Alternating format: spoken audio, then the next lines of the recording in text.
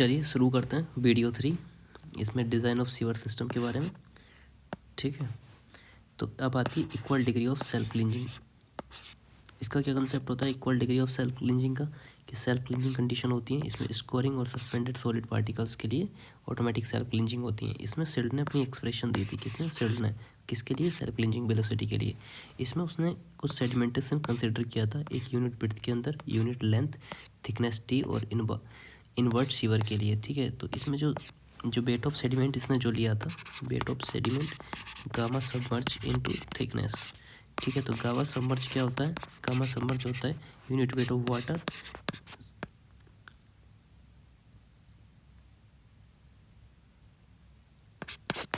Divide by 1+E। क्या हो गया इस वीडियो में? ये चीज़ें होती हैं। ठीक है, इसमें क्या होता है कि इसमें जो पोरोसिटी होती है ये होती है n बराबर E/1+E, जो कि हम सब जानते हैं।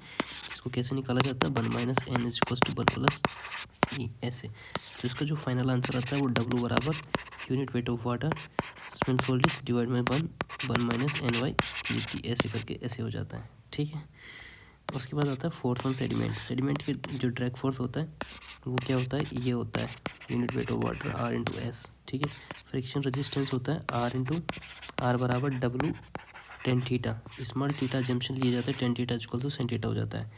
इक्वल कंडीशन जो होती है इसके अंदर, ये रट लेना, ये क्वेश्चन लगाने से तुमको ऑटोमेटिक समझ में आ जाएगा। ठीक है, जैसे इन्वर्टेड स्लोप के लिए क्या होती है? ये होती है, इसमें जो के होता है ना, ये इंपॉर्टेंट चीज़ है। ये जो डायमेंशन कांस्टेंट होता है ये इंडिकेट करता है सेडिमेंट कैरेक्टरिस्टिक्स को, और वैल्यूज़ इसकी जो रेंज में जो वैल्यू होती हैं वो होती हैं 0.04 होती है स्टार्ट ऑफ द अकरिंग, जो क्लीन ग्रिट होती हैं, और 0.06 होती है इनऑर्गेनिक मैटर के लिए, 0.8 होती है full removal of sticky grit के लिए। ठीक है, अब आती है वेलोसिटी रिलेशन चेज़ और मैनिंग के बीच में, ये रिलेशन रट लेना। उसके बाद आती है equal degree of self cleansing. Equal degree of self cleansing में क्या होता है कि जो शेयर स्ट्रेस रिलेशन लगता है ना, वो कांस्टेंट होता है इसके अंदर। ये स्लोप रेशियो जो होता है वो ये होता है, वेलोसिटी रेशियो भी आपको समझ में आ जाएगा कि ये होता है, दोनों से वेलोसिटी निकाल लेंगे अपन। डिस्चार्ज रेशियो ये होता है। यहाँ पर रिमेंबर रखने की जो चीज़ें होती है वो होती है मिनिमम वेलोसिटी सेटिस्फाई नहीं हो रही है, ऑप्शन ए, तो क्या करेंगे? इंक्रीज करेंगे, ये इंक्रीज डायमीटर करेंगे। ठीक है, नेक्स्ट चलते हैं।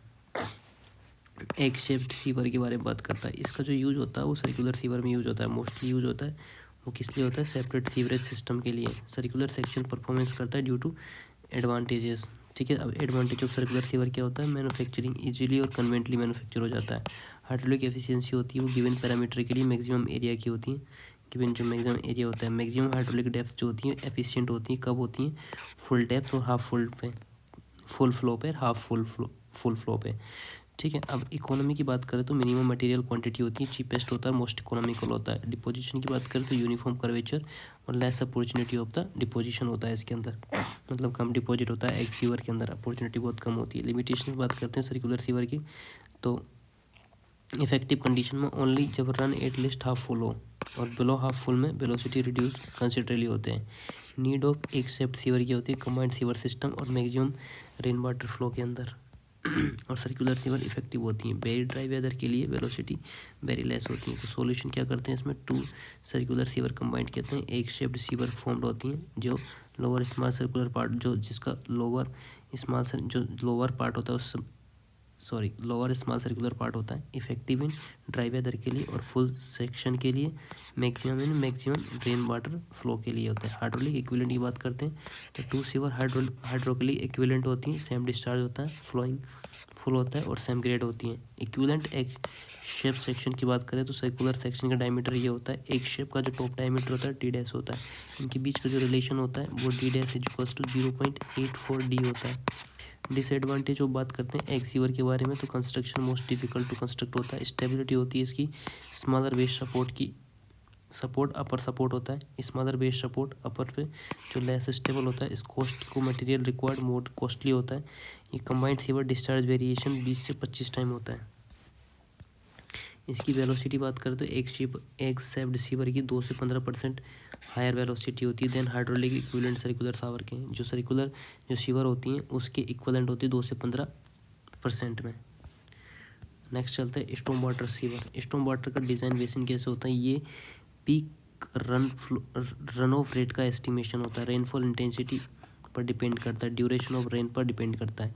अब रेनफॉल इंटेंसिटी की बात करें तो ये डिपेंड करता है रिकरेंस इंटरवल और ड्यूरेशन ऑफ द रेनफॉल। ठीक है, अब बात करते हैं जो एक नोट दे रखा है उसके बाद में कि लार्ज रिकरेंस इंटरवल होता है तो हाईली रेन इंटेंसिटी होती है। 5 ईयर रिकरेंस रेन के लिए डिज़ाइन के लिए चूज की जाती हैं और flooding probability after 5 year exceed होने की होती है। लार्ज रेनफॉल अडेप्ट करने पर लार्ज फीवर रिक्वायर्ड होती हैं, रन ऑफ सेफली कैरी होता है। पीक ड्रेनेज डिस्चार्ज की बात करें तो ये रेशनल फार्मूला का यूज़ किया जाता है। अब बात करते हैं टाइम ऑफ कंसंट्रेशन। इसकी डेफिनेशन क्या होती है? कांस्टेंट रेनफॉल इम्परवियस सरफेस पर होती है। इनिशियल स्टेज में क्या होता है? सिर्फ कुछ एरिया का रन ऑफ आउटलेट तक पहुंचता है। उसके बाद जो दूसरी स्टेज होती है उसमें पूरा एरिया आउटलेट तक कंट्रीब्यूट करता है, जहाँ run of rate rainfall rate के इक्वल हो जाता है। अगर components of type of concentration की बात करें तो इनलेट ओवरलैंड फ्लो टाइम जो होता है उसको टीआई बोलते हैं। इसका मीनिंग होता है क्रिटिकल पॉइंट से ड्रेन माउथ तक ओवरलैंड फ्लो का टाइम। जिसका जो फॉर्मूला होता है वो ये होता है TI is equals to 0.885 L³ divide by H की पावर 0.385। ठीक है, ये जो टाइम होता है इनलेट टाइम होता है आवर्स में होता है, ये जो L होता है ओवरलैंड फ्लो होता है। ठीक है, और ये टोटल फॉल होता है, मतलब ओवरलैंड फ्लो तक पहुंचने के लिए जो टाइम कंसंट्रेशन होता है। चैनल और गटर फ्लो का जो टाइम होता है उसे TR बोलते हैं। इसका मीनिंग होता है ड्रेन माउथ से लेके कंसीडर पॉइंट तक जो टाइम लगता है। इसमें formula TR length of drain upon velocity in drain. अब टोटल टाइम ऑफ कंसंट्रेशन निकालना तो आपको क्या करना पड़ेगा? Time of concentration overland time plus gutter flow time होता है ना, TI प्लस TR दोनों को कर देना होगा। नेक्स्ट चलते हैं, रेनफॉल इंटेंसिटी की बात करते हैं। डिज़ाइन रेनफॉल इंटेंसिटी होती है स्टैंडर्ड इंटेंसिटी की ड्यूरेशन कर्व्स में होती हैं। ये डेड और ID कर्व से ऑब्टेंड होती हैं। ठीक है, ये point rainfall intensity rain gauge station पर मेजर्ड होती हैं। एरिया जो अफेक्ट होता है वो होता है पॉइंट ऑफ रेनफॉल इंटेंसिटी, और पूरे कैचमेंट के लिए इफेक्टिव नहीं होती हैं। एरिया डिस्पर्जन फैक्टर जो होते हैं मल्टीप्लाई करके डिज़ाइन रेनफॉल इंटेंसिटी मिलती है। अब बात करते हैं डिज़ाइन रेनफॉल इंटेंसिटी, ये कैसे इसकी एक्सप्रेशन होती है? P equals to P0 area of dispersion factor. Alternate form जिसकी ये होती हैं PC इक्वल्स टू P0 कोष्टक 2/1 + TC होती है। ठीक है, ये जो P0 होते हैं पॉइंट ऑफ रेनफॉल इंटेंसिटी होती है, PC होता है डिज़ाइन रेनफॉल इंटेंसिटी होती है, TC होती है टाइम ऑफ कंसंट्रेशन आवर्स में। सोर्स ऑफ P0 की बात करते हैं तो ये कंटूर मैप या मैक्सिमम रेनफॉल या पर्टिकुलर फ्रीक्वेंसी के लिए होती है। नेक्स्ट बात करते हैं जो इसका एम्पेरिकल फार्मूला होता है वो होता है P/A बराबर T+B। ठीक है, जो P होता है यहाँ पर ये रेनफॉल इंटेंसिटी होती है, टाइम इन मिनट्स में होता है, AP जो होते हैं कॉन्स्टेंट्स होते हैं। नेक्स्ट बात करते हैं रेशनल फार्मूला की। फार्मूला जो होता है ना यहाँ पर ये होता है Q is equals to C into P into A। ये जो Q होता है ये पीक रन ऑफ रेट होती है, मीटर क्यूब पर सेकंड में होता है, रन ऑफ कोफिशिएंट होता है, और ये रेनफॉल इंटेंसिटी होती है, और ये ड्रेनेज बेसिन अपन कैचमेंट एरिया के लिए एरिया निकाला जाता है। अगर बात की जाए रेनफॉल इंटेंसिटी की पी की तो ये कैसे निकाला जाता है? P बराबर होता है 75 डिवाइड बाई TC + 10, है ना। और ये जो T होता है ना ये 5 से 20 मिनट के बीच में होता है, और ये जो P होता है जो दूसरा निकालता है टाइम बिटवीन 20 से 100 मिनट के बीच में होता है वो होता है 100 डिवाइड बाई TC + 20। ठीक है, बात करते हैं रेनफॉल कोफिशिएंट की C की। ये रिप्रेजेंट इम्प्रीवियस ऑफ कैचमेंट होता है, ये बिहेवियर इम्प्रीवियसनेस इंक्रीज हो जाए तो C भी इंक्रीज होता है। और कंपोजिट कैचमेंट की बात करें तो मल्टीपल सरफेस टाइप्स होते हैं जिससे बेट एवरेज निकाला जाता है ऐसे इस फॉर्मूले से CA1 CA2 CA3 से divide by A1 A2 A3 से। उसके बाद में आता है एक नोट दे रखा है रेनफॉल इंटेंसिटी डिपेंड करती है स्टॉर्म रिकरेंस इंटरवल पर एंड स्टॉर्म ड्यूरेशन पे। एग्जांपल की बात करते हैं इफ़ अगर 15 आवर रिकरेंस इंटरवल है तो TC 25 मिनट और रेनफॉल इंटेंसिटी 25 mm/आवर होगा। ठीक है, नेक्स्ट बात करते हैं सीवर एपरेटेंस के बारे में। सीवर एपरेटेंस की डेफिनेशन क्या होती है कि सीवर सिस्टम के साथ सूटेबल एंड पर बनाया गया स्ट्रक्चर ये एफिशिएंट ऑपरेशन या मेंटेनेंस के जो लिए यूज़ होते हैं उनको सीवर एपरेटेंस बोलते हैं।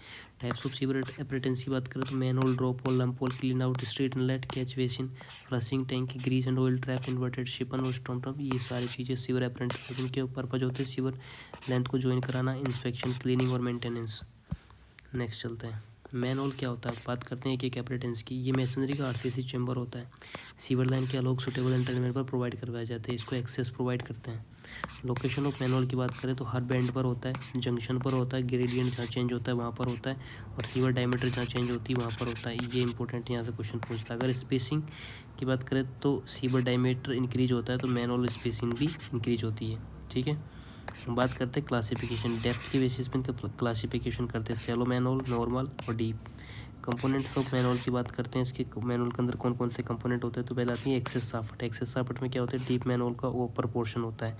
जो रेक्टेंगुलर मैनहोल होता है जिसकी साइज होती है 0.75 mm इंटू 0.6 मीटर, mm नहीं है मीटर है, ये 0.75 0.6।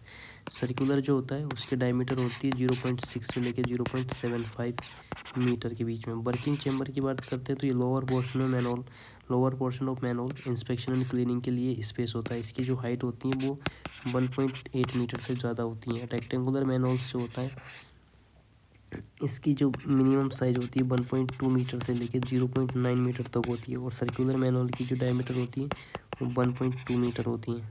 ठीक है, ये मिनिमम डायमीटर होती है सर्कुलर की। और इसकी जो ये बात चल रही थी ना वो एक्सेस साफ्ट की चल रही थी, ये जो चल रही है वर्किंग चैम्बर की चल रही है। ठीक है, आपको याद रख लो होगा minimum diameter of manhole, working chamber और एक्सेस साफ्ट 0.75 मीटर, 0.6 मीटर, 0.6 और 0.75 ये। ठीक है, एक्सेस साफ्ट की वर्किंग चैम्बर की जो है हाइट इतनी होती है और मिनिमम जो साइज होती है 1.2 से लेकर 0.9 होती है। किसकी, रेक्टेंगुलर के लिए। सर्कुलर के लिए 1.2 मीटर होती है, ये कंफ्यूज मत होना। अब बात आती है बेंचिंग में, वही क्वेश्चन पूछा जाता है यहाँ से, इसको इंपॉर्टेंट कर लो। नेक्स्ट बात आती है बॉटम पोर्शन सीमेंट कंक्रीट का। ठीक है, ये बेंचिंग क्या होती है, एक bottom portion of cement concrete का होता है। ये भी सेमी सर्कुलर, ये यू शेप चैनल की होती है। ये साइड स्लोप किए जाते हैं, जिस साइड स्लोप किए जाते हैं सीवेज को मेन सीवर में गाइड करता है। उसके बाद आती है साइड वाली, ये ब्रिक मैसनरी या स्टोन मैसनरी या आरसीसी की बनी हुई रहती है। इनकी मिनिमम थिकनेस होती है 22.5 सेंटीमीटर। थिकनेस ऑफ फॉर्मूला अगर इनकी बात करें तो टी बराबर 40 + 4D होता है, जो T thickness depth of excavation होती है। अब बोलती है स्टेप और लैडर्स, ये मैन होल में डिसेंड करने के लिए होते हैं। कास्ट आयरन के बने हुए होते हैं। हॉरिजॉन्टल स्पेसिंग इनकी 20 mm होती है और वर्टिकल सेंटर स्पेसिंग इनकी 20 mm होती है। मतलब हॉरिजॉन्टल स्पेसिंग होती है 20 mm होती है, वर्टिकल टाइम में 30 होती है। कवर एंड फ्रेम की बात करें तो कास्ट आयरन कार्बन का ये कास्ट आयरन फ्रेम होता है। ये फ्रेम थिकनेस 20 से 25 सेंटीमीटर होती है, बेस पर 10 सेंटीमीटर होती है। आप ये जानते हो उस बात वो भी सीवर कवर हमेशा सर्कुलर होते हैं, क्योंकि सीवर के अंदर गिर ना सके इसलिए सर्कल होते हैं। बात करते हैं ड्रॉप मैन होल। इसकी डेफिनेशन होती है जब ब्रांच सीवर मैन होल से 0.5 या 0.6 से ज़्यादा ऊपर एंटर करे तो सीवेज को डायरेक्ट गिरना नहीं दिया जाता है, इसलिए डाउन पाइप के थ्रू लाया जाता है। ये ड्रॉप मैन होल होता है जब ब्रांच सीवर में मेन सीवर से 0.5 या 0.6 ज़्यादा से ऊपर एंटर करें तो सीवेज को डायरेक्ट गिरने नहीं दिया जाता है और डाउन पाइप के थ्रू लाया जाता है। टाइप्स ऑफ कनेक्शन होते हैं, स्मॉल ड्रॉप फ्यू मीटर्स होती हैं, जो डाउन पाइप की जो स्लोपिंग होती है जो 45 डिग्री ग्राउंड्स होती है। लार्ज ड्रॉप की बात करें तो वर्टिकल पाइप इकोनॉमिकल होते हैं इसके अंदर वर्टिकल पाइप अगर लार्ज ड्रॉप होता है तो वर्टिकल पाइप यूज किए जो इकोनॉमिकल। अगर टर्मिनोलॉजी की बात करें तो वर्टिकल पाइप यूज होते हैं ड्रॉप मैन होल में, ठीक है, और इंक्लाइंड यूज होते हैं रैंप में। ये जो वर्टिकल पाइप होते हैं ना उसको ड्रॉप मैन जो ड्रॉप होता है, और इंक्लाइंड पाइप यूज हो तो वो रैंप माना जाता है, उसको रैंप बोला जाता है, ठीक है। और वर्टिकल पाइप यूज होता है तो उसको ड्रॉप मैनहोल बोला जाता है। पर्पज जो ड्रॉप मैनहोल का आता है, इसका पर्पज क्या होता है, अर्थवर्क को एक्सक्यूवेशन कम होता है और सीवेज को डायरेक्ट गिरने से अवॉइड होता है जो मैनहोल में काम करने वाले पर्सन पर। समझ रहे हो मेरी बात में। अब आता है plug and inspection arm. Plug provide किया जाता है जहाँ से ब्रांच सीवर स्ट्रेट ले जाने पर मैनहोल बाल इंटरेक्ट करें, तो प्लग होल प्रोवाइड किया जाता है जहाँ से ब्रांच सीवर होती हैं स्ट्रेट ले जाने पर मैनहोल वॉल से इंटरेक्ट करे। अब बात करते हैं इन्फेक्शन आर्म। इन्फेक्शन आर्म क्या होती हैं कि वर्टिकल पाइप और प्लग के बीच का लेंथ होता है, वर्टिकल आर्म और प्लग के बीच में जो होता है उसको इंस्पेक्शन आर्म बोला जाता है। नेक्स्ट बात करते हैं यूज। इसका यूज क्या होता है, प्लग ओपन करके ब्रांच सीवर का इन्फेक्शन करने जाते हैं जो ब्रांच सीवर की क्लीनिंग के रूप में क्लीनिंग के लिए यूज होता है रे। अब बात करते हैं मैनहोल कवर। स्टेप नींद आ रही है मुझे तो। Benching, main sewer, branch sewer, vertical pipe, plug, inspection arms, bottom, ये सारी चीज़ें आप पढ़ लेना दोस्तों। मैं नींद में हूँ, मुझे कुछ याद नहीं है ना, तुम कंटेंट याद रखना, कंटेंट बिल्कुल सही है। अब बात आती है लैंप होल की। ये इसलिए बनाई जा रही है वीडियो कि तुम रिवीजन कर सको बहुत कम टाइम में और पूरी चीज़ों को सारी चीज़ें कवर कर सको, इसलिए ये वीडियो बनाई जा रही है। बात करते हैं डेफिनेशन की। सीवर पर छोटी ओपनिंग होती है ठीक है। लैंप होल क्या होता है, ये सीवर पर जो छोटी ओपनिंग होती है इसमें लैंप इंसर्ट करने के लिए होती हैं, अप स्ट्रीम और डाउन स्ट्रीम मैनहोल से ऑब्स्ट्रक्शन डिटेक्ट करने के लिए। ठीक है। अब कंस्ट्रक्शन की बात करते हैं तो वर्टिकल कास्ट आयरन या स्टोम वेयर पाइप की डायमीटर जो होती है वो 20 से 30 सेंटीमीटर होती हैं। सीवर लाइन का जंक्शन टी जंक्शन के थ्रू होता है। वर्टिकल जो पाइप होता है वो कनेक्ट होता है सराउंडिंग से किया जाता है स्टेबिलिटी के लिए। ठीक है। जो वर्टिकल पाइप होता है वो कंक्रीट से सराउंडेड किया जाता है क्योंकि स्टेबिलिटी के लिए। अब इसकी अडेप्शन कंडीशंस के बारे में बात करते हैं। जब सीवर में बेंड रिक्वायर्ड हो, जब मैनहोल बनाना डिफ़िकल्ट हो और जब मैनहोल की स्पेसिंग यूजुअली से ज़्यादा हो तो उस स्थिति में आप लैंप होल को अडेप्ट करते हैं। ठीक है। कब करते हैं, जब सीवर में बेंड रिक्वायर्ड हो या जब मैनहोल बनाना डिफ़िकल्ट हो, जब मैनहोल की स्पेसिंग यूजुअल से ज़्यादा हो। अब लैंप होल के फंक्शंस के बारे में बात करते हैं तो ये एक इंस्पेक्शन डिवाइस के होती हैं और फ्लशिंग डिवाइस के लिए भी काम में होती हैं और वेंटिलेशन के लिए भी। ठीक है। अगर कवर परफोरेटेड हो तो फ्रेश एयर इनलेट बन जाता है। अब स्टेबिलिटी की बात करते हैं लैंप होल की तो ये वर्टिकल पाइप कंक्रीट इनकेसिंग होती हैं।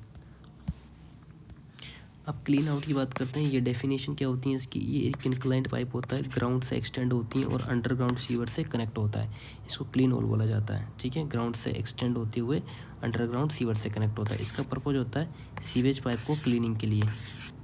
लोकेशन की बात करें इसकी तो ये लेटरल सीवर के ऊपर एंड पर मैनहोल के प्लेस पर होती हैं। मतलब जो लेटरल सीवर के ऊपर एंड्स पर जो मैनहोल का प्लेस होता है वहाँ पर होती है। इसके कंस्ट्रक्शन की बात करें तो इंक्लाइंड क्लीन आउट होती हैं, सीवर पाइप से डायरेक्ट कनेक्ट होती हैं और टॉप रिमूवल कवर पर होती है। कंस्ट्रक्शन की बात करें इंक्लाइंड क्लीन आउट पाइप और सीवर पाइप से डायरेक्ट कनेक्शन और टॉप पर रिमूवल कवर होता है। अब इसकी वर्किंग कैसे करते हैं, टॉप कवर को रिमूव किया जाता है और वाटर फोर्स किया जाता है और क्लीन आउट पाइप के थ्रू सीवर पाइप में ऑब्स्ट्रक्शन में रिमूव करने के लिए होता है। अब इसका यूज़ किया जाए तो लेटरल सीवर की क्लीनिंग मेंटेनेंस इसी के काम होता है। जो लेटरल सीवर होते हैं ना उसकी क्लीनिंग और मेंटेनेंस किससे ही किया जाता है, क्लीन आउट से।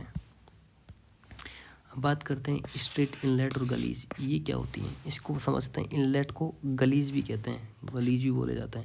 रोड सरफेस पर ये ओपनिंग होती है इनकी, ये लोएस्ट पॉइंट पर प्रोवाइड की जाती है जो रेन वाटर ड्रेन करने के लिए। ठीक है।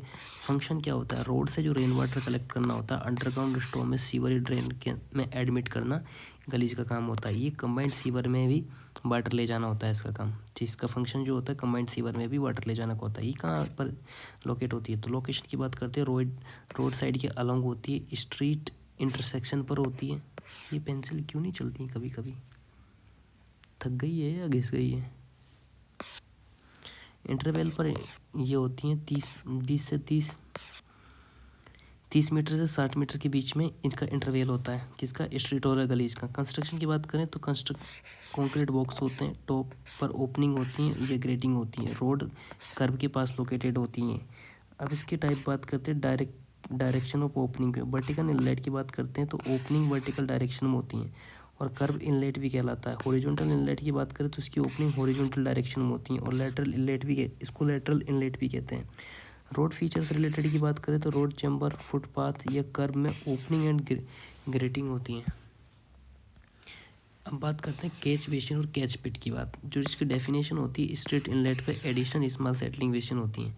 सीवर में डायरेक्ट एंट्री से पहले सेटलिंग प्रोवाइड करते हैं। इसकी डेफिनेशन की बात करें तो straight inlet with additional small settling basin होती है। सीवर में डायरेक्ट एंट्री से पहले सेटलिंग प्रोवाइड करते हैं। अगर इसके फंक्शन की बात करें ग्रीट सैंड डिब्रीज को सेटल करना होता है, एंट्री सीवर में जाने से रोकना होता है। जो इसकी कैच बेसिन या कैच पिट जो होते हैं ना, इसकी डेफिनेशन होती है straight inlet with additional small thing basin होती है ना। सीवर में डायरेक्ट एंट्री से पहले सेटलिंग प्रोवाइड करते हैं। इसका फंक्शन होता है ग्रेट सैंड डिब्रीज को सेपरेट करने के लिए इसकी एंट्री सीवर में जाने से रोकने का होता है। एडिशन फीचर जो होता है ये हुड प्रोवाइड करती हैं, फाउल गैस को एस्केप प्रिवेंट करती हैं और पीरियोडिकली क्लीन रिक्वायर्ड होती हैं और ऑर्गेनिक मैटर या डिकम्पोजिशन से फाउल स्मेल को अवॉइड करने के काम में इसका कैच बेसिन या कैच पिट का होता है। इसका आउटलेट स्टॉर्म वाटर से सीवर्स तक कनेक्ट होता है। अब बात करते हैं फ्लशिंग टैंक। इसका पर्पज होता है पाइप में ब्लॉकेज प्रिवेंट करने का। ठीक है। फ्लड ग्रेडियंट पर ये लेड सीवर के लिए होती है जहाँ सेल्फ क्लीनिंग वेलोसिटी प्रोड्यूस नहीं होती हैं। डेड एंड पॉइंट्स भी सीवर पर होता है। अब इसकी वर्किंग की बात करते हैं तो वाटर टेम्पोरली स्टोर करते हैं, सडन रिलीज या फ्लशिंग में क्लीनिंग होती हैं। ठीक है। वर्किंग कैसे करते हैं, वाटर टेम्पोरली स्टोर करते हैं इसके अंदर फ्लशिंग टैंक में और सडनली रिलीज से फ्लश या क्लीनिंग होती है। अब इसकी जो कैपेसिटी होती है, जो 1/10 of the cubical content of the sewer line sewer served होती है। जो कैपेसिटी होती है 1/10 of the cubical content of sewer line. अब टाइप्स ऑफ फ्लशिंग ऑपरेशन की बात करते थे। ऑटोमेटिक फ्लशिंग ऑपरेशन होता है, ये रेगुलर इंटरवल पर ऑटोमेटिक फ्लशिंग करते हैं। वाटर एंट्री रेगुलेट पर फ्लशिंग इंटरवल होता है, वाटर एंट्री रेगुलेटेड एज पर flushing interval. Automatic flushing operation regular interval पर ऑटोमेटिक फ्लशिंग वाटर एंट्री पर। और इसमें हैंड ऑपरेशन फ्लशिंग ऑपरेशन भी होता है, जो मैनुअली या लेबर से फ्लशिंग क्लीनिंग होती है, फ्लशिंग एंड क्लीनिंग होती है। इसका यूज होता है सीवर को क्लीन और फ्री फ्लोइंग रखना होता है। अब ग्रीस एंड ऑयल ट्रैप्स की बात करते हैं, तो ये ट्रैप चैम्बर प्रोवाइड करते हैं सीवरेज सिस्टम में। सीवर लाइन में एंटर होने से पहले ऑयल और ग्रीस को रिमूव करते हैं। इनकी लोकेशन होती है ग्रीस और ऑयल कंट्रीब्यूटिंग सॉइड्स के पास, जहाँ से ग्रीस या ऑयल निकलता होता है। इसकी क्या ज़रूरत होती है कि ऑयल गैस सीवर के वाल पर स्टिक हो जाते हैं और सीवर कैपेसिटी को रिड्यूस करते हैं। सस्पेंडेड मैटर भी ऑयल ग्रीस की वजह से चिपक जाते हैं और फर्दर कैपेसिटी रिडक्शन हो जाती है। ऑयल गैस प्रेजेंस होती है सीवर में एक्सप्लोजन या पॉसिबिलिटी इंक्रीज करता है, इसलिए सेफ और एफिशिएंट सीवर ऑपरेशन इसका काम होता है। अब बात करते हैं ग्रीस एंड ऑयल ट्रैप के बारे में। इसका जो पर्पज होता है सीवरेज में ऑयल और ग्रीस की presence. Grease and oil trap purpose, sewage में ऑयल और गैस की प्रेजेंस सीवेज ट्रीटमेंट डिफ़िकल्ट बनाती है, बायोकेमिकल रिएक्शन को एडवर्सली अफेक्ट करती है। इसका जो प्रिंसिपल होता है, ये ग्रीस और ऑयल लाइटर होते हैं, ठीक है, जो सीवेज को टॉप सरफेस पर फ्लोट करते हैं और आउटलेट लोअर लेवल पर ड्रॉ किया जाता है। गैस और ऑयल एक्सक्लूड हो जाती हैं। कंस्ट्रक्शन कंपोनेंट की बात करें तो इनलेट होता है, इनलेट विथ ग्रेटिंग और सीवेज एंटर करते हैं चैम्बर में। अब चैम्बर की बात करते हैं, 2 कंपार्टमेंट होते हैं, बेस कंक्रीट प्रोवाइड करती है और इंटरनल पार्टीशन वॉल्स होती हैं चैम्बर के अंदर। 2 कंपार्टमेंट होते हैं, पहला बेस कंक्रीट प्रोवाइड करते हैं और इंटरनल पार्टीशन वॉल होती हैं। ग्रीस एंड ऑयल लेयर जो होती हैं, ये टॉप सरफेस पर कलेक्ट होती हैं और ये जो फ्लोटिंग लेयर होती हैं। अगर इसके आउटलेट की बात करें तो लोअर लेवल पर प्रोवाइड करती हैं और जो ग्रीस होती है फ्री फ्रॉम ये फ्री फ्रॉम होती है, ये गैस से फ्री सीवेज आउटलेट पे होती हैं। इसके कवर की बात करें तो ट्रैप के ऊपर प्रोवाइड किया जाता है। लेवल एंड डायमेंशंस की बात करें इसकी तो ग्राउंड लेवल पर होती है, डेप्थ 120 सेंटीमीटर होती है। इंटरनल डेप्थ जो होती है ना 120 सेंटीमीटर होती है। इसकी इंटरनल डायमीटर जो होती है 90 सेंटीमीटर होता है।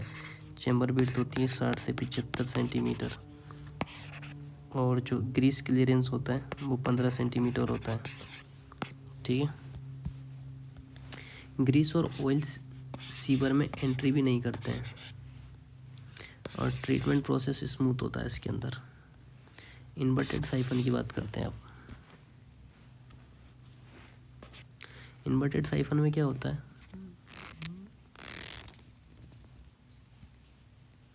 यार ये पेंसिल में कुछ तो दिक्कत है गाइस, ऐसे भी काम नहीं करती है, इसमें ऐसा क्या होता है, ये काम ही नहीं करती है साली।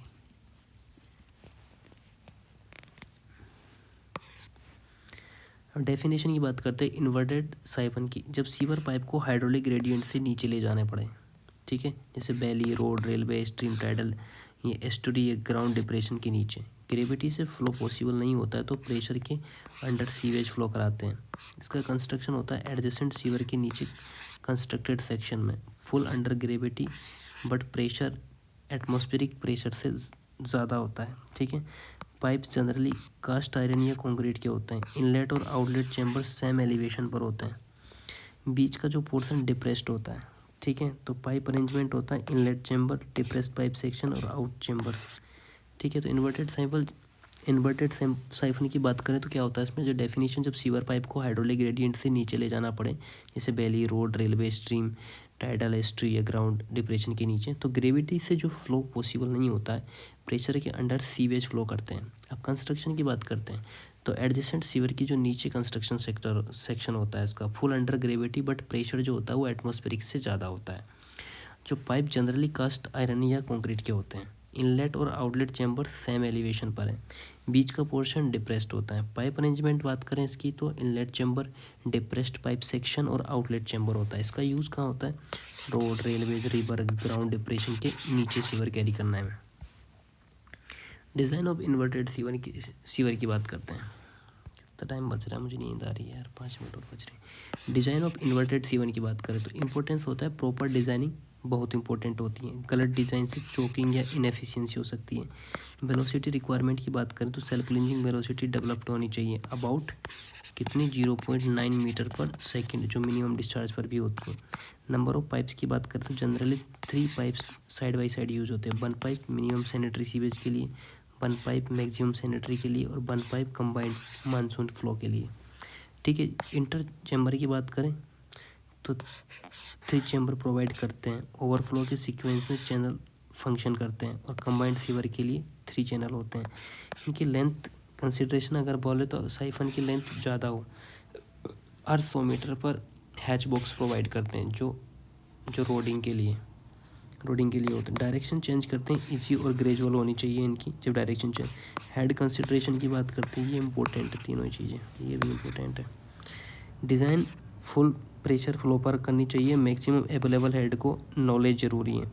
हेड लॉस इंक्लूड होता है फ्रिक्शन लॉसेज, बैंड लॉसेज और ये एंट्री लॉसेज के लिए। ठीक है, हेड कंसिडरेशन की बात करें तो इनलेट स्क्रीनिंग की बात करें तो इनलेट चैम्बर में स्क्रीन प्रोवाइड करते हैं coarse silt debris grit remove करने के लिए। पाइप डायमीटर की बात करते हैं तो मिनिमम डायमीटर होती है इसकी किसकी इन्वर्टेड साइफन की 15 से 20 सेंटीमीटर।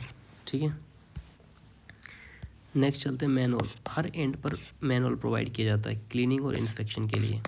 डाइवर्जन अरेंजमेंट की बात करते हैं, डाइवर्जन प्रोवाइड करना एडवाइजेबल होता है चोकिंग या सरचार्ज फ्लो को, ताकि चोकिंग या सरवाइज फ्लो डाइवर्ट हो सके। सरचार्ज फ्लो, चोकिंग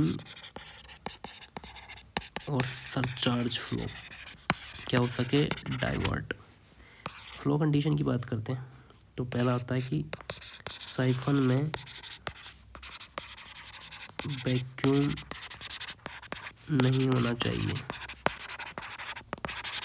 ठीक है, दूसरा है पाइप फुल फ्लो में रन करना चाहिए। तीसरा होता है वाइड फ्लो फ्लक्चुएशन के कारण, वाइड फ्लो फ्लक्चुएशन के कारण होना चाहिए। ये कंडीशन अचीव करना डिफ़िकल्ट होता है। ठीक है, नेक्स्ट चलते हैं। Demerits of the inverted siphon flow, settling problem होती है, डाउन ग्रेडियंट कंटिन्यूस नहीं होता है, इसलिए इन्वर्टेड साइफन होती है। सिल्ट से भरे जाने के चांस ज़्यादा होते हैं। वन सिल्टेड क्लीन करना बहुत डिफिकल्ट हो जाता है, मतलब सिल्टिंग प्रॉब्लम होती है इन्वर्टेड साइफन में। डाउनवर्ड जो ग्रेडियंट कंटिन्यूस नहीं होता है, इसलिए इन्वर्टेड साइफन सिल्ट से भर जाने के कारण ये चांसेस ज़्यादा होते हैं इसके अंदर। ठीक है, अब बात करते हैं इनलेट चैम्बर प्रॉब्लम की। अगर इनलेट चैम्बर प्रॉपर डिज़ाइन हो तो सीवेज में प्रेजेंट फ्लोटिंग मैटर होता है, इनलेट चैम्बर में भी सेपरेट हो जाता है। ये मैटर यहीं एक्यूमुलेट होता है, प्रॉपर वर्किंग सीरियसली अफेक्टेड होती हैं। साइड कनेक्शन इश्यूज़ के बारे में बात करते हैं तो इन्वर्टेड साइफन में साइड कनेक्शन देना पॉसिबल नहीं होता है। ठीक है, साइड कनेक्शन इशू क्या होता है, इन्वर्टेड साइफन में साइड कनेक्शन देना पॉसिबल नहीं होता है। स्टॉर्म वाटर रेगुलेटर की बात करते हैं। स्टॉर्म वाटर रेगुलेटर्स की बात करते हैं, पर्पज की बात करते हैं तो कंबाइंड सीवर सिस्टम में कंस्ट्रक्टेड होता है, एक्सेस सीवेज को डाइवर्ट करना होता है, ओवरलोडिंग से बचाना होता है। मतलब स्टॉर्म वाटर रेगुलेटर क्या होता है, इसका पर्पज क्या होता है, कंबाइंड सीवर सिस्टम में इसको कंस्ट्रक्ट किया जाता है, एक्सेस सीवेज को डाइवर्ट करना होता है, ओवरलोडिंग से बचाना होता है, जैसे sewer, pumping station, treatment plants. Excess flow को स्टॉर्म वाटर में भेजना होता है। ठीक है, अब टाइप्स ऑफ स्टॉर्म रेगुलेटर्स क्या होता है, पहला आता है लीपिंग वेयर। इसका अरेंजमेंट कैसे होता है, स्टॉर्म ड्रेन की इन्वर्ट पर ओपनिंग होती है, कंबाइंड सीवर से इंटरसेप्टिंग सीवर होती है, कंबाइंड सीवर से intercepting sewer, excess flow nearby stream में होती है। वर्किंग होती है कि स्मॉल डिस्चार्ज पर सीवेज इंटरसेप्टिंग सीवर में जाता है, डिस्चार्ज लिमिट क्रॉस होने पर सीवर बियर के ऊपर से जंप करता है, जिसका एडवांटेज गुड रेगुलेटर होता है। लिमिटेशन है भी स्टॉर्म में ज़्यादा फ्लो लीप कर जाती है और लोअर वेलोसिटी से सिल्टिंग प्रॉब्लम होती है। ठीक है, समझ में आ गया आपको। Types of storm regulator, leaping weir होता है, इसका अरेंजमेंट होता है स्टॉर्म ड्रेन के इन्वर्ट पर ओपनिंग पर। ठीक है, कंबाइंड सीवर से इंटरसेप्टिंग सीवर, फिर excess flow nearby stream में होती हैं।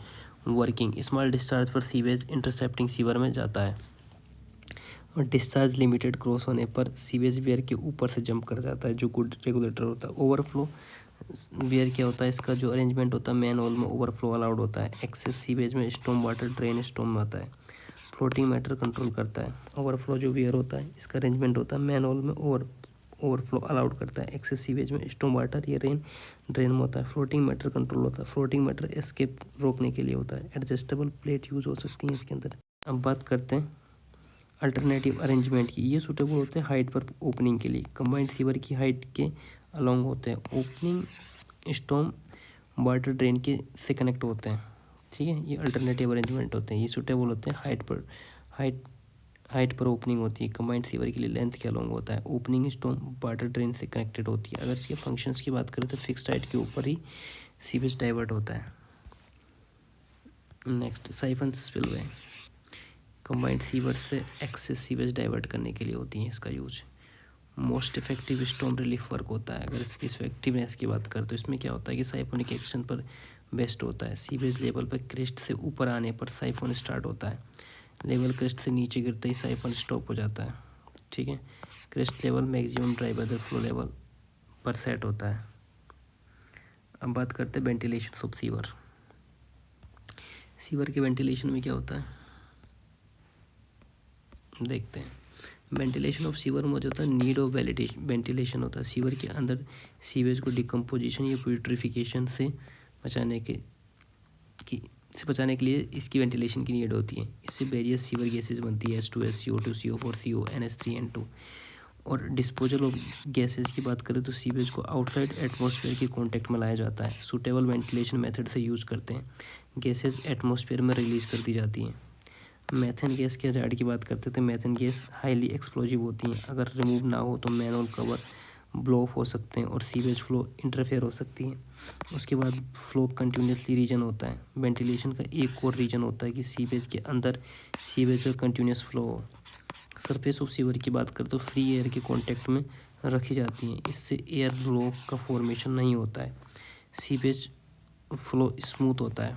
Ventilation arrangement, ventilation vacuum, वर्टिकुलर shaft जो कॉलम होती हैं, कनेक्शन सीवर होती हैं और गैसेज फ्रॉम सीवर जो कावल ऑन टॉप होती है। फाउंडेशन ब्लॉक होते हैं। रोड फुटपाथ दोनों चीज़ें होती हैं। Shape of sewer pipe. Circular shape sewer में मोस्ट वाइडली यूज्ड होता है। Used for all types of sewer होती हैं। Shape of the sewer pipes की बात करते हैं तो सर्कुलर शेप सीवर होती है जो सबसे ज़्यादा यूज होती हैं। मोस्टली ऑल टाइप की सीवर में इसको यूज़ किया जाता है। स्टैंडर्ड एक्स सीवर्स की बात करते हैं तो ये प्रीफर्ड कंबाइंड सीवर होती हैं, ठीक है। हॉर्स शू शेप सीवर की बात करें तो यूज़ होती है लार्ज सीवर में, सुटेबल फॉर हैवी डिस्चार्ज के लिए यूज़ की जाती है। ट्रंक सीवर या आउटफॉल सीवर के अंदर कौन सी यूज़ की जाती है, horse show sewer. New egg shape sewer की बात करें तो ये मॉडिफाइड एग शेप होती हैं। ये मे भी प्रीफर्ड करते हैं कंबाइंड सीवर के लिए। पैराबोलिक सीवर की बात की तो इनका यूज होता है carrying comparatively small quantity of sewage used as the gravity flow sewer. उसके बाद आती ग्रेविटी फ्लो ऑफ सीवर। अरे भाई थक गए, फटाफट कंप्लीट हो जाए लेक्चर, सोएंगे फिर। मुझे तो नींद आ रही। तू क्या कर रहा है? अच्छा पढ़ ले अच्छी स्टोरी है इसके अंदर।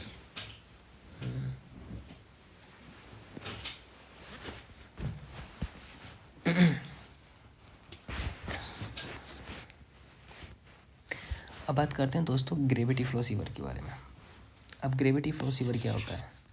एस्बेस्टोस सीमेंट्स होता है। इसकी जो साइज़ होती है 100 से 90 mm के बीच, 4 से 36 इंच होती हैं। इसका जो वेट होता है अदर रिजिड पाइप से लाइटर होता है। कोरोसिव बिहेवियर की बात करें इसके तो एसिड कोरोजन से अफेक्ट हो सकता है। हाइड्रोजन सल्फाइड इस पर अटैक पॉसिबल होता है। इसकी यूजेज कंडीशन की बात करते हैं तो proper curing steam, high pressure autoclave होती है। मॉडरेटली एग्रेसिव वाटर और हाई सल्फेट सॉइल में यूज हो सकता है, ठीक है। डक्टाइल आयरन की बात करते हैं। डक्टाइल आयरन क्या होता है कि इसकी जो रेंज होती है 100 से 1350 mm में 4 से 54 इंच होती है। कॉमनली यूज करते हैं रिवर क्रॉसिंग के लिए, वेरी हाई लोड के लिए या लीक प्रूफ सीवर रिक्वायर्ड के लिए, एरिया रूट प्रॉब्लम के लिए इसका यूज़ किया जाता है। इसमें कोरोजन बिहेवियर की बात करें तो acid corrosion, hydrogen sulphate attack दोनों होता है। लिमिटेशन की बात करें तो ये जो ब्रैकेट्स ग्राउंड वाटर में यूज़ नहीं करना होता है इसको जब कोई सूटेबल प्रोटेक्टिव मेजर ना हो। रेनफोर्समेंट कंक्रीट की बात करते हैं तो RCs की रेंज होती है 3 से लेकर 3600 mm तक, 12 से 144 इंच होती है। अवेलेबिलिटी होती है मोस्ट लोकेलिटी में जहाँ ईजिली अवेलेबल हो। कोरोजन की बात करें तो इनसाइड कोरोजन जो उसमें बेस्ट वाटर एटमॉस्फेयर में हाइड्रोजन सल्फाइड हो इनसाइड कोरोजन बेस्ट वाटर में तो दिक्कत होती है।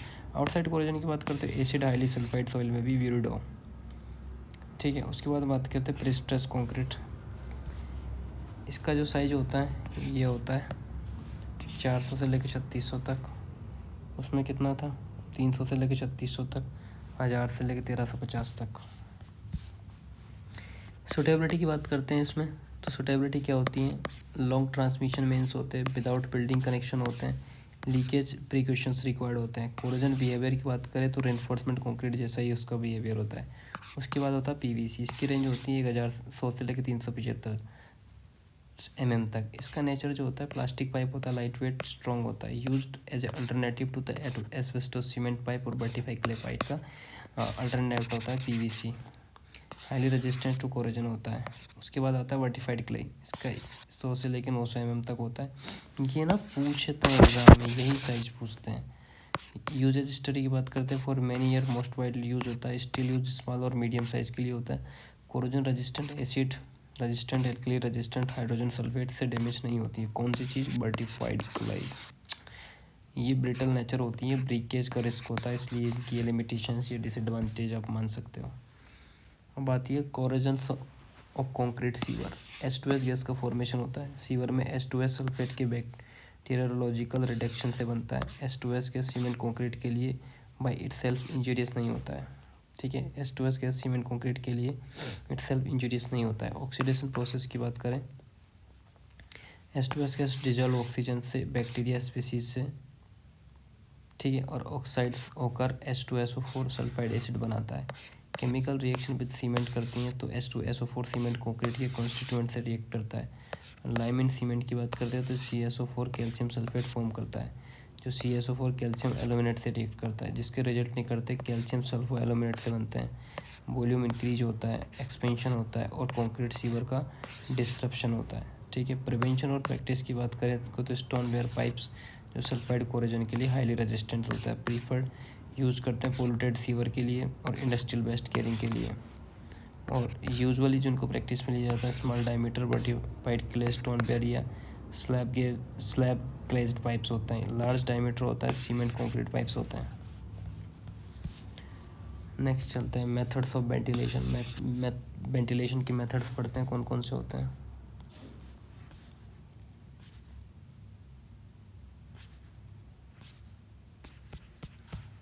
थोड़ा सा ही बचा है। यूज ऑफ वेंटिलेशन कॉलम, है ना। वेंटिलेशन के लिए आप क्या यूज़ कर सकते हैं, वेंटिलेशन कॉलम यूज़ कर सकते हैं। वेंटिलेशन कॉलम या शाफ्ट सीवर लाइन के अलोंग 150 से 300 मीटर के इंटरवल पे होता है। लोकेशन हर ब्रांच सीवर के ऊपर एंड पर होता है, जहाँ पर सीवर चेंज होने पर, ठीक है। लोकेशन कहाँ होती है, जहाँ सीवर चेंज होने पर हर ब्रांच की सीवर के ऊपर एंड पर होता है। डुअल प्रोसेस में सीवर वेंटिलेशन और स्ट्रीट लैंप साइन बोर्ड का सपोर्ट लेते हैं। डायमीटर की बात करते हैं तो वेंटिलेटिंग कॉलम का डायमीटर जो सीवर डाया का 1/3 होता है। इसका यूज होता है वेंटिलेटिंग मैनुअल कवर्स करने के लिए। मैनुअल कवर मतलब प्रोपोर्शन के साथ साथ प्रोवाइड किया जाता है। इफेक्ट की बात करते हैं इसके, तो सीवर एटमॉस्फेरिक के एक्सपोजर से बैड स्मेल बाहर निकालते रहते हैं। ड्रॉबैक जो होता है ये ज़्यादा नॉइसेंस क्रिएट होता है। और मैनुअल कवर ओपनिंग की बात करें तो स्टॉर्म वाटर और रोड डस्ट अलाउ कर देते हैं, ठीक है। इसके यूज़ है इसका ड्रॉबैक ज़्यादा नॉइसेंस क्रिएट करता है। मैनुअल कवर ओपनिंग होती हैं जैसे स्टॉर्म वाटर और रोड डस्ट अलाउ कर देते हैं। यूटिलिटी सिर्फ वेरी आइसोलेटेड प्लेसेस पर अडेप्ट किया जाता है। इसका प्रॉपर डिज़ाइन ऑफ सीवर की बात करें तो सीवर डिज़ाइन हाफ या 2/3 रनिंग के लिए होता है। बेनिफिट जो सीवेज गैस के लिए टॉप स्पेस रिजर्व होता है। वेलोसिटी सेल्फ क्लींजिंग वेलोसिटी होनी चाहिए। सीवेज की जगह पर ज़्यादा देर तक नहीं रुकना चाहिए, ठीक है। यूज ऑफ मैकेनिकल डिवाइसेस की बात करें तो फोर्स ड्रॉट होती हैं, कभी कभी एग्जॉस्टेड फैन से भी यूज़ किया जाता है।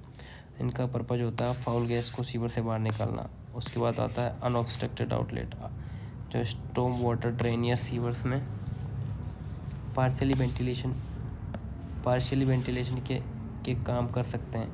House paint and soil pipes की बात करते हैं, इनका फंक्शन होता है हाउस ड्रेन पर पब्लिक सीवर का वेंटिलेशन करना, कंडीशन जब इंटरसेप्टर्स प्रोवाइड नहीं होता है। मेंटेनेंस ऑफ सीवर की बात करते हैं, इनका पर्पज होता है कि सीवर को क्लॉगिंग से फ्री रखना होता है, डैमेज पोर्शन से रिपेयर करना होता है। पिछले वाला ये जो था ना, ये इम्पोर्टेंट था, ठीक है। उसके बाद बात करते हैं कि इसके अंदर क्या क्या होता है। फ्रीक्वेंट इंस्पेक्शन होना चाहिए, सुपरविजन होना चाहिए, फ्लो रेट मेजरमेंट होना चाहिए, cleaning and flushing, leakage, joint, damage portion की सबकी रिपेयरिंग रिपोर्टिंग करते रहना चाहिए टाइम टू टाइम। अब आता है क्लीनिंग सीवर। क्लीनिंग सीवर क्यों ज़रूरत पड़ती है, क्योंकि सीवर की प्रोडक्टली क्लीन होना चाहिए कंप्लीट क्लॉगिंग को अवॉइड करने के लिए। स्मॉल सीवर का मैनुअल लेबर या एंट्री पॉसिबल नहीं होती है, इसलिए फ्लशिंग ऑपरेशन एसेंशियल होते हैं। मीडियम साइज सीवर की बात करें तो स्क्रैपिंग इंस्ट्रूमेंट यूज़ किए जाते हैं। इंस्ट्रूमेंट सीवर के थ्रू ड्रैग किए जाते हैं और क्रेन रोड से पर्पज के लिए यूज़ होती है। नेक्स्ट बात करते हैं precautions while entering the sewer. जब सीवर में आप एंटर करो तो क्या क्या चीज़ों का ध्यान रखना चाहिए। डेंजर गैसेस का ध्यान रखना चाहिए, H2S, CO2, CH4 और पेट्रोल वेपर्स के लिए। रीजन ऑफ की गैस फॉर्मेशन, सीवेज स्टेल और सेप्टिक होने पर गैस प्रोटेक्शन होती है। Before entry precautions, manual opening करना चाहिए, कम से कम आधे घंटे से पहले ओपन कर देना चाहिए। वेंटिलेशन और एटमॉस्फेरिक ऑक्सीजन मिले। हजार्डियस गैस का डिटेक्शन टेस्ट करना चाहिए। गैस का डिटेक्शन कैसे करना चाहिए, H2S गैस टेस्ट कैसे करते हैं। लीड एसोसिएट से मोस्टेंट पेपर, ये 5 मिनट सीवर एंट्री के पास एक्सपोज्ड या पेपर ब्लैक हो जाए, ये H2S रिप्रेजेंट होती हैं। CO2 गैस का टेस्ट करते हैं माइनर सेफ्टी लैम्प से। किससे, माइनर सेफ्टी लैम्प से। सीवेज के लेवल के पास लोअर किया जाता है 5 मिनट तक, इसको एक्सटिंग्विश किया जाता है जो कि CO2 प्रेजेंट होती है। मेथन टेस्ट कैसे किया जाता है, माइनर सेफ्टी लैम्प से। सीवर के ऊपर लेयर में टेस्ट होता है, CH4 लाइट देन एयर होती है, CH4 लाइटर देन एयर होती है। Oxygen test, hazardous gas absent हो, लाइटेड मैनुअल में लोअर की जाती हैं। अगर ब्राइटली बर्न करें तो सीवर सेफ है। सेफ्टी मेजर की बात करते हैं, वर्कर को वेस्ट पर रोप से टाई करना होता है। सेफ्टी की बात करते हैं, जो वर्कर होता है वो कमर को पकड़ के रस्सी से नीचे बांधा जाता है। ऊपर पर्सन रेडी रहें ताकि गिर ना जाए, पकड़ रखे उसको, इमरजेंसी को बाहर निकाल सके, उसको रस्सी से बांध के ध्यान रखे गले में ना फंस जाए, मर जाएगा साला। स्मोकिंग नेक लाइट स्ट्रिक्ट प्रोहिबिटेड होनी चाहिए, ठीक है। ऐसा नहीं है कि भैंस की टांग आप बीड़ी पी रहे हो वहाँ बैठ के ढक्कन पे। आगे चलते हैं, warning, necessary warning sign erect करना चाहिए कि अगर आप कोई काम कर रहे हो तो पहले लिख दो वर्क इन प्रोग्रेस। हो गया तुम्हारा लेक्चर ख़त्म, रट लो इनको 2-5 बार। चल बाय, गुड नाइट, सो जाओ, मेरे को नींद आ रही है अब।